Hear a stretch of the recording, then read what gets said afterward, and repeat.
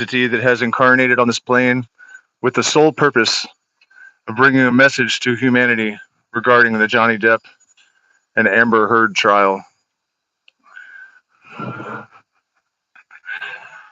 It's a very serious situation. This woman shit on his pillow. I mean, seriously, you guys, you might think that this is an odd subject for me to live stream about, um, and I kind of agree, except that I think that what's up, Mr. Charles? This isn't just about celebrity gossip. Normally I would be disgusted by people just being obsessed with celebrities, and I would be, hi Heather, that would be, you're being distracted from something bigger, and but in this particular case, because of a lot of the popular pop culture narratives, I guess, that have developed over the last few years, I think there's actually something really important to be taken away from this trial. And as a man that has experienced the sort of stuff that this woman did to Johnny Depp, it really reminds me of the same stuff that people say about women. Victims, female victims. You're afraid to come out. You don't want to say anything because of, it's like there are different rules or reasons why you get ridiculed, and it's just a really good opportunity for us to sort of come back to a sense of balance and rational um, thought processes about abusive relationships and the role that women can play in that. I mean, I was once falsely accused. I'll tell that story. And we have developed rules about men and women and situations like this that really put men at a pretty serious disadvantage. And it's not just something that victimizes individual men. I think it's starting to impact our entire culture.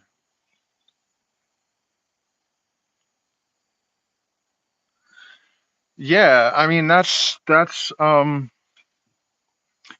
kind of got to me. I don't know how I ended up watching a little snippet of this, because it's not normally my thing, but I just, the look in her eyes and the kind of stuff that she was doing to him and the way that she would set him up, I just thought, this is so familiar, and it's such a common story.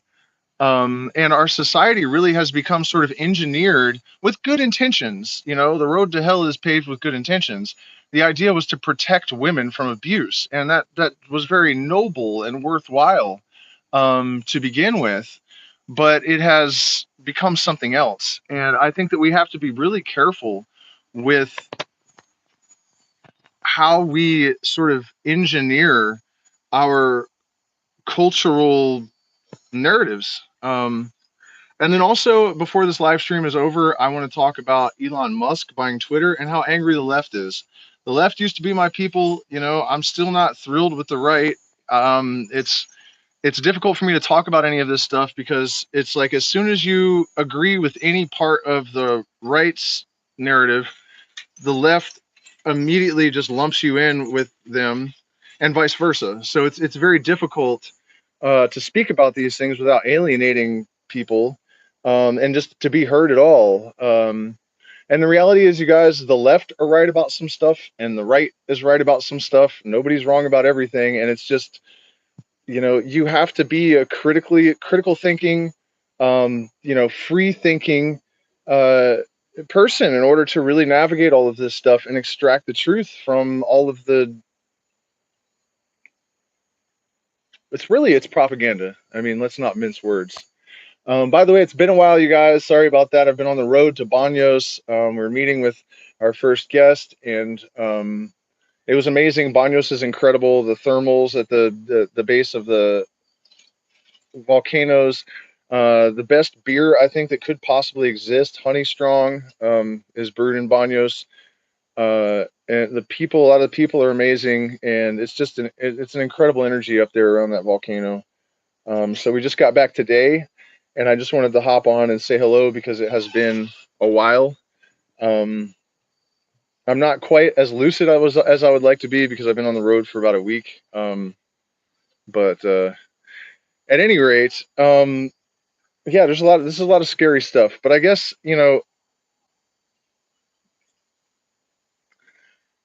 there's this. Let me give you a great example, okay, of what happens to people when we adhere to narratives without really thinking them through. There was this, during the hashtag Me Too movement, when that was really hot, there was this really strong and ubiquitous message that you have to believe the victim. And I understand what the motivation there was, but you guys remember not guilty until or innocent until proven guilty? There was a reason why there were trials. Women are not all honest. Some of them are vindictive psychopaths that will just destroy you because you've irritated them. I as a white male, it became so easy to be perceived as having stepped over a line or to be accused of something, and you have no defense. You have no defense. None at all. Because people are indoctrinated that as soon as a woman accuses a man of something, they're guilty and you're doing something wrong if you give that man the benefit of the doubt. So, I'll give you an example from my own life. And this was horrible for me. It was absolutely horrible. There was a girl who was friends with my then girlfriend who was just like Amber Heard, and this other girl was even worse. And I played a gig at this place called Shaughneke's in Willits and Mendocino all the time. And this girl always, her archetype was a musician that played either guitar or bass with long blonde hair, tall, over 6 feet, just like me. Um, and so she was really drunk and high on cocaine, and she came on to me, and I just ignored it. And she realized, I think, that she was my recently ex-girlfriend's friend. She felt guilty, so then she went after me. And what actually happened, I was pushing my amp with both hands on my amplifier. It's 140 pounds, maybe. I mean, it was, well over 100 pounds. Mesa Boogie combo amp. I'm 15 feet away from this girl with both of my hands on a 100-pound amplifier, dragging it through the gravel, trying to get it out of this building. And I hear, no! And I look over and I see her walking towards me. And I'm like, what? And I didn't, I didn't know what was going to happen afterwards. But by the time I got back into the bar, it became obvious that she had said that as I was coming out of the bar, I'd somehow groped her. Well, first of all, she was like Little Orphan Annie or something, only like way too big. Like there's no way. She was the last person in that room that I would have wanted to have anything to do with, for a number of reasons. I mean, she'd given her last boyfriend two black eyes and hit him in the head with a bottle and like, this girl was not to be messed with.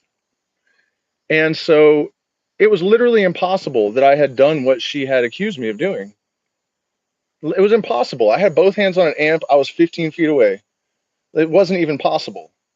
She was just high on cocaine, blackout drunk, and she had done something that she was embarrassed about. So she went around that whole town where I lived and spread this rumor. And the next time I was at that bar to play a gig, there's girls walking by me saying, "Oh, that's the guy that grew up. What's her name? I can't remember the girl's name now." And it was horrific. Like, I would never do that. I'm not even remotely in that class of person. Like, I don't have that impulse even. Like, I would never, you know? But because people had been conditioned to just believe any woman that accuses any guy, all of those people felt morally obligated to believe it. And what I'm suggesting, and the really valuable, powerful message here, is that this kind of social programming, once it's established, can be applied, like, what is it, not configured, but you know what I mean? It can be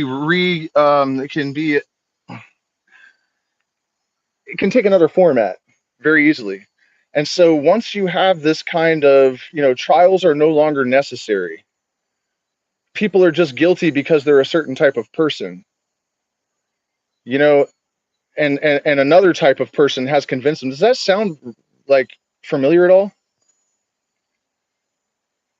No, not reconditioned. I mean, reformatted was almost a better word, but like like just applied to another circumstance. But you guys know what I'm saying. So once you establish these precedents in culture, people people have that precedent to act within those parameters, and it's much more dangerous. People, anytime a white male, reaction from people is to just kind of like, oh yeah, a white male whining about something, you know. Um, it's it's not scary. I'm not saying necessarily that it's about engineering people to go after white males, you know, but it can grow, like accepting the precedent that that kind of mentality makes sense is extremely dangerous.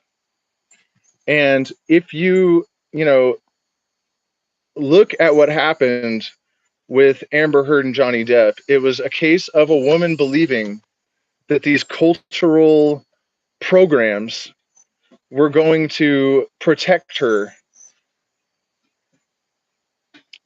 Cannabis only really actually grows wild, I think, like naturally wild in Asia and Africa.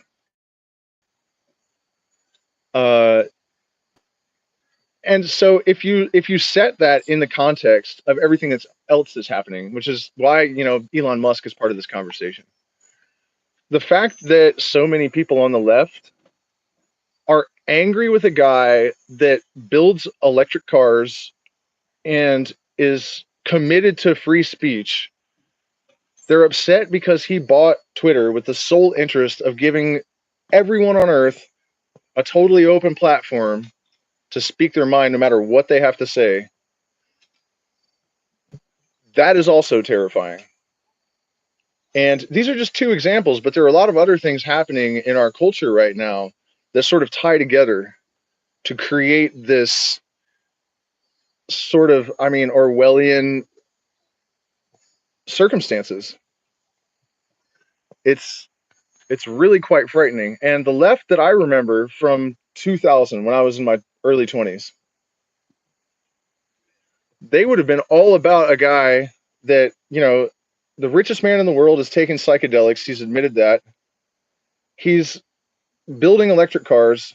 He's not perfect. He definitely, lies about stuff and uses child slave labor products and all that kind of thing. But, compared to the richest people in the world that we've had before him, he's, much, much of an improvement, I would say.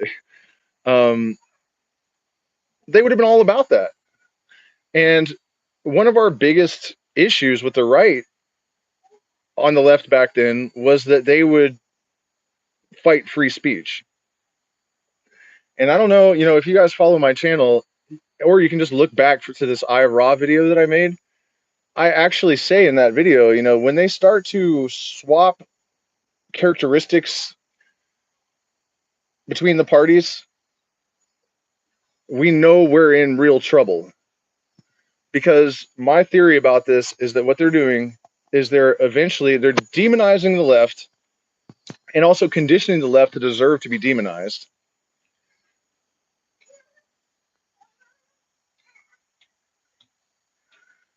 Um,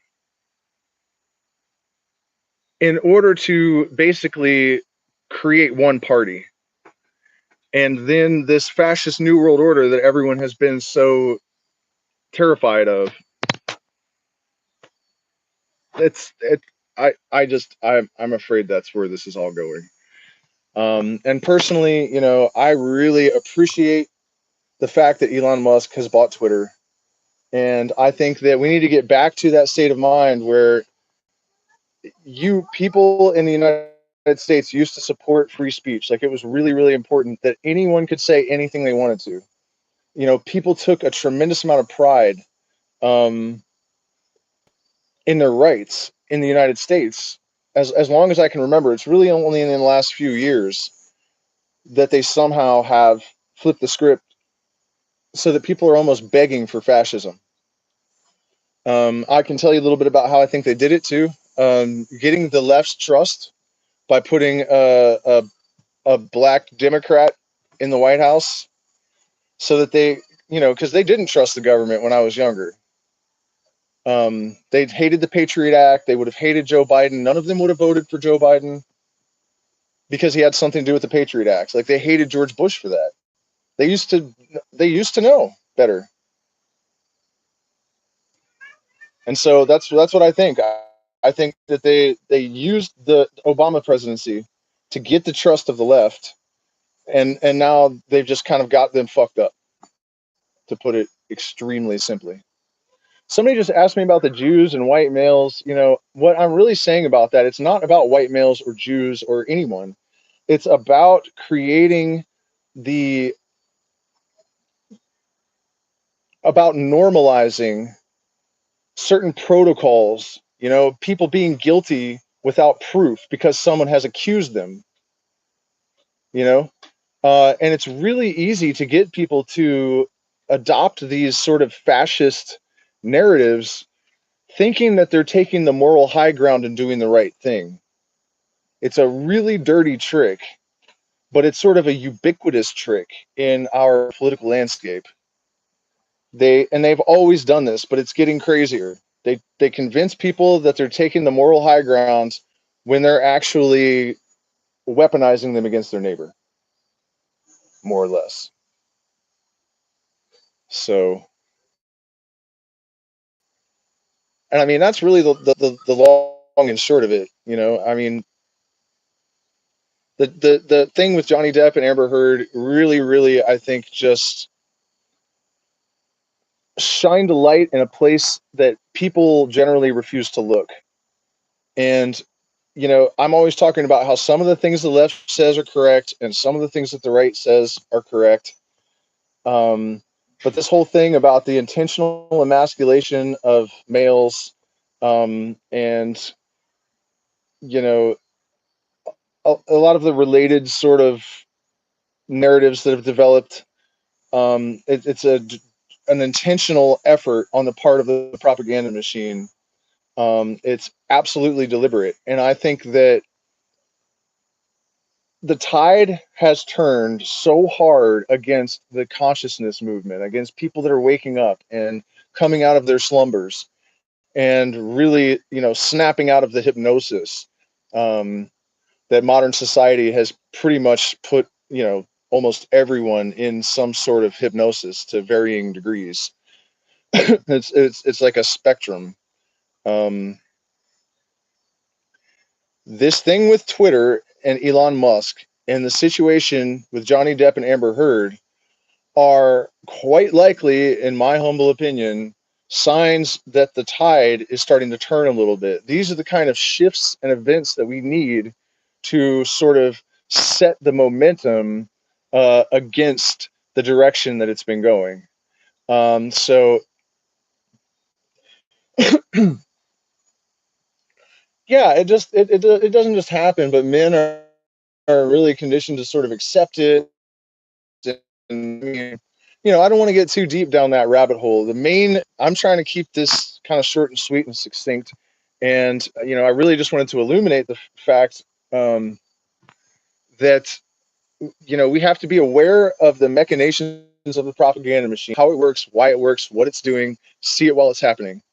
And, we have to really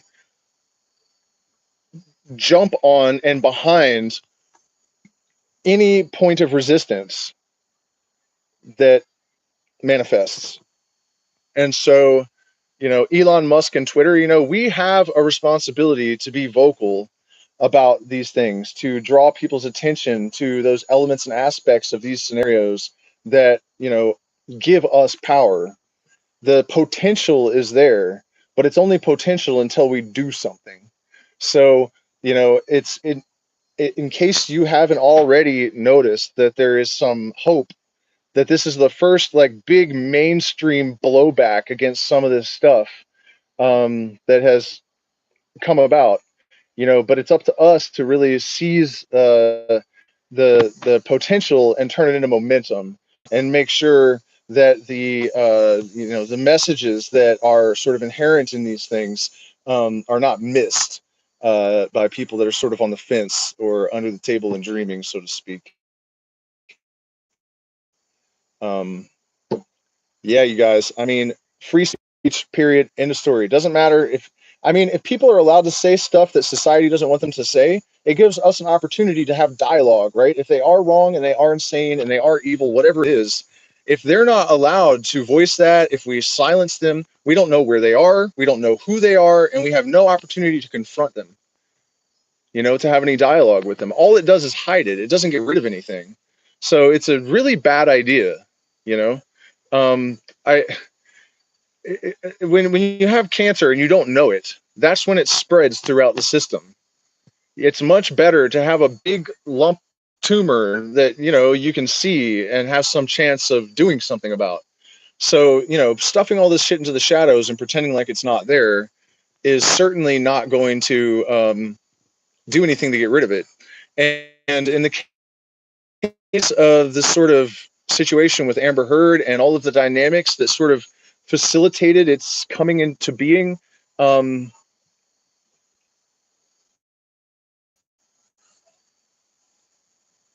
it's the same. We're not going to resolve this stuff by ignoring it.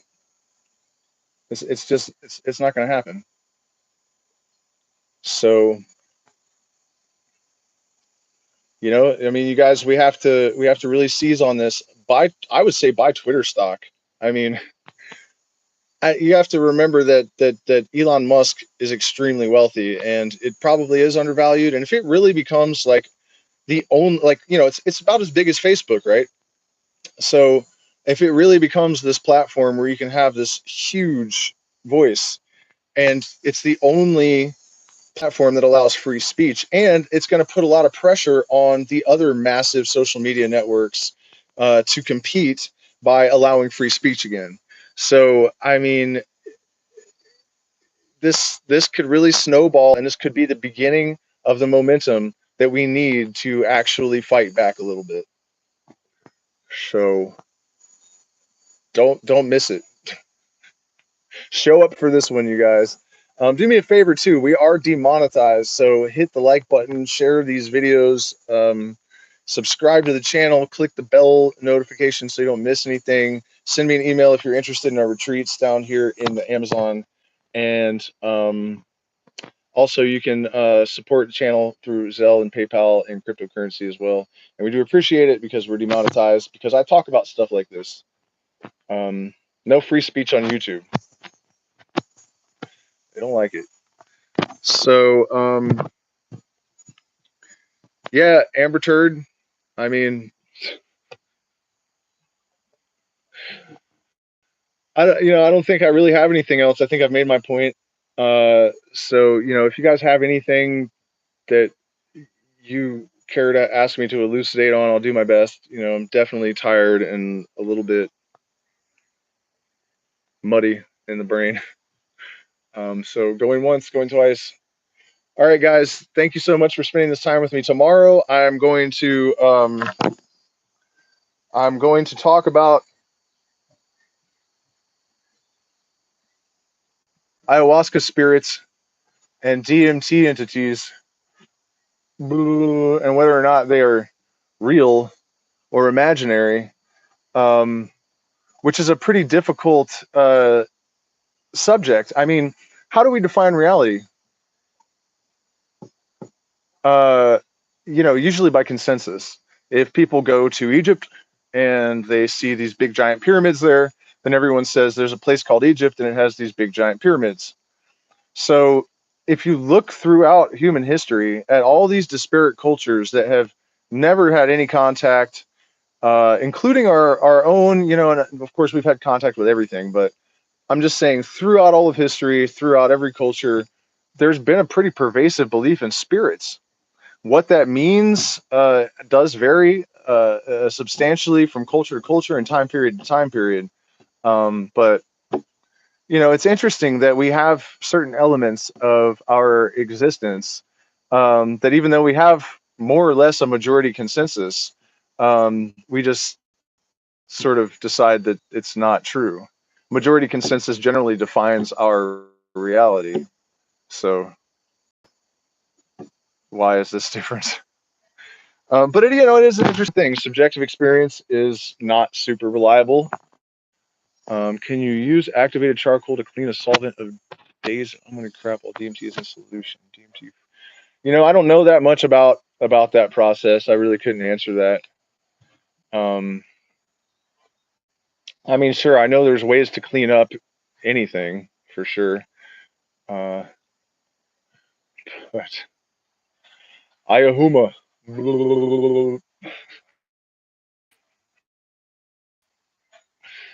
Ayahuma. I am here to share celebrity gossip materialized on this plane solely for this purpose. You know what happens when Joe Rogan? You know what happens when DMT entities? I blew the joke. Damn it. DMT entities like me smoke DMT. We just see Joe Rogan. But all right, guys. Anything else for Ayahuma?